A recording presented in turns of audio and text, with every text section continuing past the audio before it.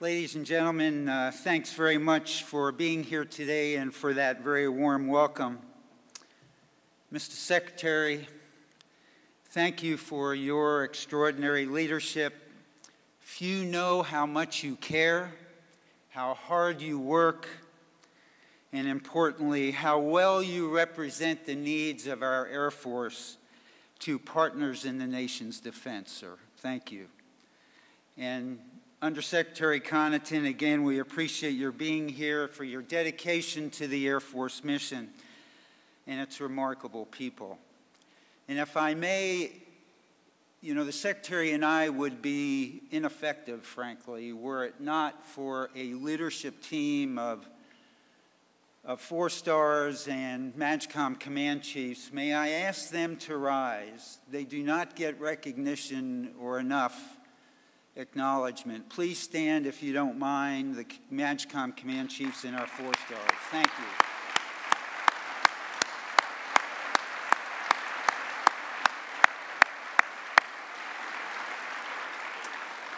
Ladies and gentlemen, it really is a privilege to be here again and at this fantastic conference and to address this amazing audience.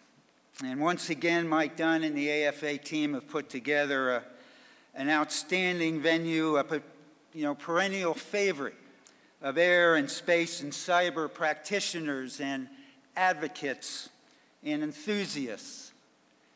And as always, we express our thanks to the Gaylord for providing this very, very magnificent venue, for managing the incredible logistical requirements of this conference. But ladies and gentlemen, I ask you now to buckle your seatbelts, because for the next 50 minutes or so, I have some thoughts I'd like to share with all members of our Air Force family. Since entering office more than 3 years ago, Secretary Donnelly and I have been focused on meeting 5 priorities that demanded immediate and continuing attention: reinvigorating the nuclear enterprise, partnering with joint and coalition partners to win today's fight, developing and caring for our airmen and their families, modernizing our air, space, and cyber inventories, organization, and training, and of course, recapturing acquisition excellence. In the ensuing years, airmen have performed magnificently, amassing many noteworthy accomplishments, both in supporting these 5 priorities and in other mission areas, both on and off the battlefield. And as a result, we have largely normalized the areas of earlier critical concern. And now we can look to the future with optimism and purpose in doing what we do best and uniquely. And that is providing the nation with air and space and cyber effects that are ready and timely, tailored and precise, globally postured but regionally relevant. We can be proud of the progress in the Air Force nuclear enterprise, for example, where we have restored a level of surety, safety, and reliability that the American people rightly expect and properly demand. But we must be absolutely clear, no matter how much trust and confidence we earn or restore, our pursuit of perfection is never done, and our stewardship of 2 of the nation's 3 legs of the nuclear deterrent triad must always remain ironclad. We have implemented significant organizational changes to strengthen direct oversight and accountability by the Air Force's most senior leaders, Secretary Donnelly and me as well, invested heavily in our nuclear professionals and institutionalized a rigorous and transparent inspection process. Without resting on our laurels, We can be proud of the result, a nuclear enterprise that is renewed and focused on its commitment to avoiding critical performance shortfalls. Our work in this critical area remains worthy. It is valued and essential to the nation's security and its deterrence posture. And we will always be locked on sustaining excellence and maintaining required discipline in mission execution. Another area where we can capitalize on our progress and where the mission also never concludes is in acquisition and procurement. Certain aspects of the KC-46 tanker acquisition, achieved after a lengthy, if not quite perfect, competition, but nonetheless thorough and a transparent and fair process, will inform future acquisition efforts. Although we will always be accountable for responsibly expending hard-earned and precious taxpayer dollars, we can regard our acquisition processes and procedures as having achieved a notable restoration of effective control and oversight. And still more work to do remains, of course, as outlined in our acquisition improvement plan.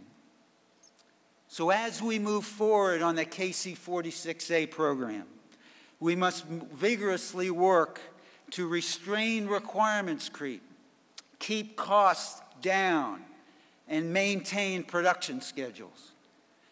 A similar mandate applies to the Joint Strike Fighter, which is a program has already experienced both overruns and delays.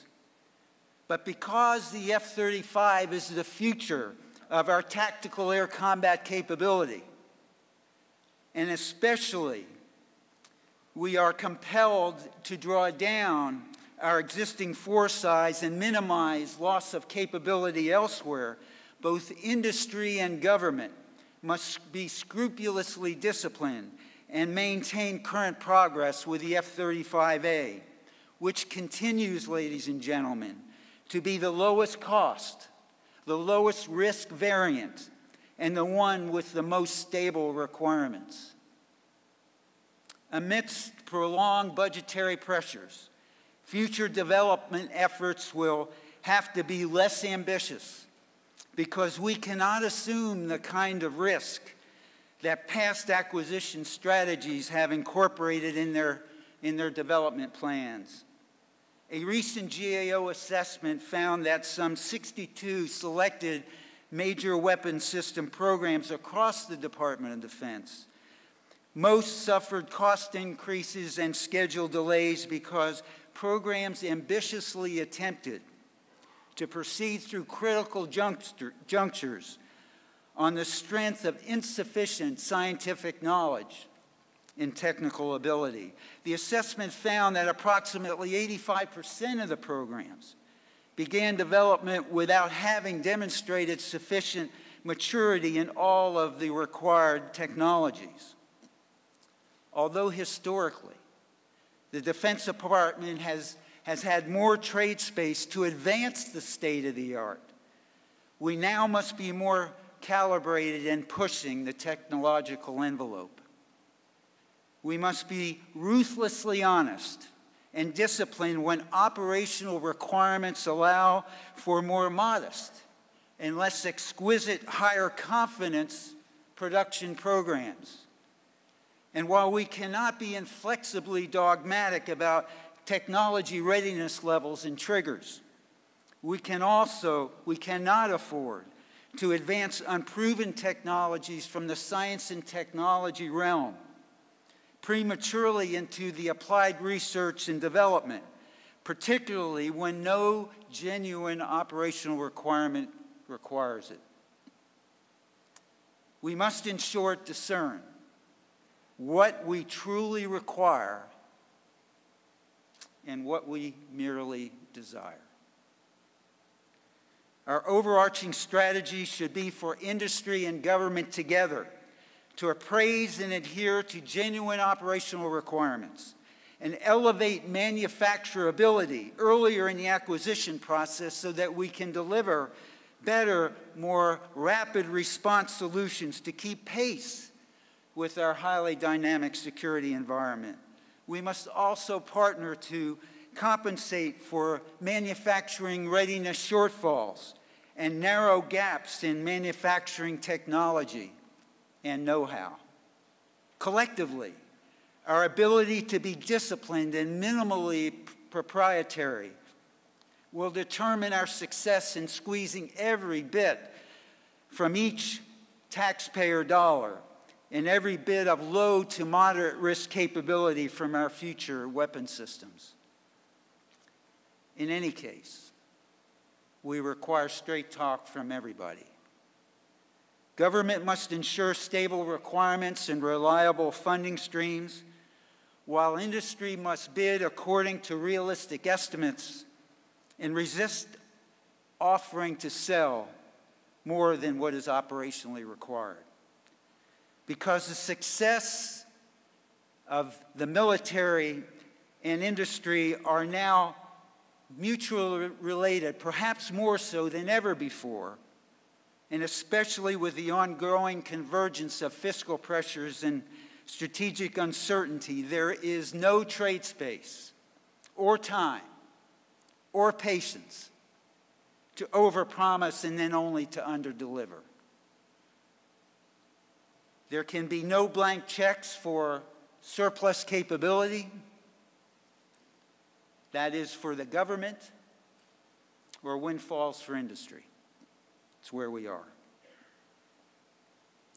Discipline in our acquisition efforts not only fulfill our promise to be prudent and trustworthy stewards of American taxpayer dollars, it ensures that our brave fighting men and women, the lifeblood of our force, are properly equipped and ready to act. But uncertainty about our future security environment means that much will be asked of them. We therefore have an even greater responsibility to ensure that our airmen are properly equipped, educated, trained, and exercised, so that they are at maximum readiness when they are called upon to perform and become battle-tested in a wide range of contingencies. We will intensify our efforts to develop our airmen deliberately, arming them with the intellectual and the experiential strength that is on par with the advanced capabilities of the weapon systems we provide. And while our airmen are conducting Air Force operations on behalf of the nation, we know that their families will ever faithfully provide support to their efforts, sacrificing in their own often uncelebrated ways. And as long as we remain engaged in prolonged conflict, airmen and their families' support will remain a key focus area, and we will always recognize and honor their accomplishments and sacrifice, just as AFA is doing this week with families for the very first time at this conference. Because many of the family support challenges revolve around deployments, airmen and their families deserve a personnel system that is more consistent with and more supportive of the deployment process. Our experience with more than 2 decades of sustained overseas operations highlights several shortcomings with the process that we instituted when we transitioned from a garrison to an expeditionary force. Our experience has also emphasized the importance of presenting recognizable Air Force forces, both in place and forward deployed, to meet combatant commander requirements. Therefore, at the next Corona, we will examine how to form a better linkage between deployment and assignment cycles, to better synchronize their rhythms, to facilitate deployment of airmen, their immediate leadership, and their unit equipment together as teamed capabilities, and to standardize the presentation of Air Force forces based on existing recognizable units. By moving from a unit type code model involving manufactured subunit or suborganizational elements to a model that is more unit-based, we can better ensure experienced leadership and personnel remain assigned to the unit that is preparing to deploy to support global combatant commander requirements. And we will also ensure that these teams are appropriately sized across 28 existing and specific airspace and cyber capabilities. The ultimate goal is to ensure predictability for more coherent aggregations of Air Force capability, less serendipity in the formation of expeditionary units once they are deployed, consistency with global force management and adaptive planning guidance, and accountability for the proper support of combatant commander requirements.